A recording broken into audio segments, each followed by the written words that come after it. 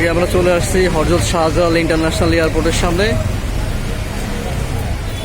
এখান থেকে আজকে আমরা কথা বলবো যে সরকারি নতুন গতিসীমা নির্ধারণ করে দিয়েছে বাস, ট্রাক, মাইক্রো, প্রাইভেট কার, বাইকের জন্য।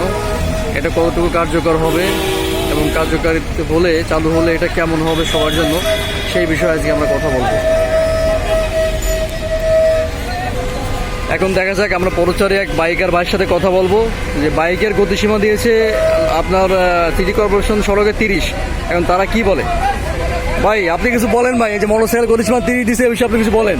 ভাই আসলে তো বলার মতন কিছু নাই, কারণ হইতেছে গতিসীমা যদি মোটরসাইকেলে 30 থাকে, তাহলে যে সাধারণ যে ছোট ছোট বাচ্চারা যে সাইকেল চালায় আমাদের আগে যাবে।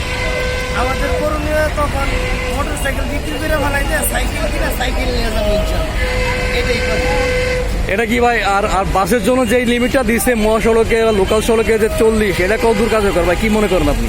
আসলে এটা কোনো হয় না আর কি, কারণ আমার গাড়িটা হচ্ছে 160 সিসি গাড়ি, আমি কিভাবে আপনার 30-এ আপনার গাড়ি চালাই? আচ্ছা ভাই, আরেকটা বিষয়, আপনি কি মনে করেন 50 সিসি বাইক থাকতো তাহলে আমি 30-এ যাইতাম, এটা মানানসই আছে।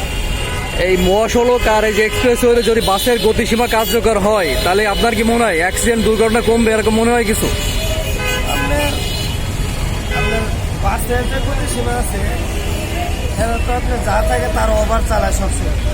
তাদের যদি নিয়ন্ত্রণ আসে তাহলে আমাদের বাইক এমনি নিয়ন্ত্রণ হয়ে যাবে ইনশাল্লাহ। দেখি ভাই, আপনাকে অসংখ্য ধন্যবাদ আপনার গুরুত্বপূর্ণ কথাবার্তা বা ইন্টারভিউ দেওয়ার জন্য। ওকে, তাহলে আজকে এ পর্যন্তই। আমরা দেখলাম কথাবার্তা বলে সবার মতামত। পরবর্তীতে আবার কোনো একটা ভিডিওতে কথা হবে ইনশাল্লাহ।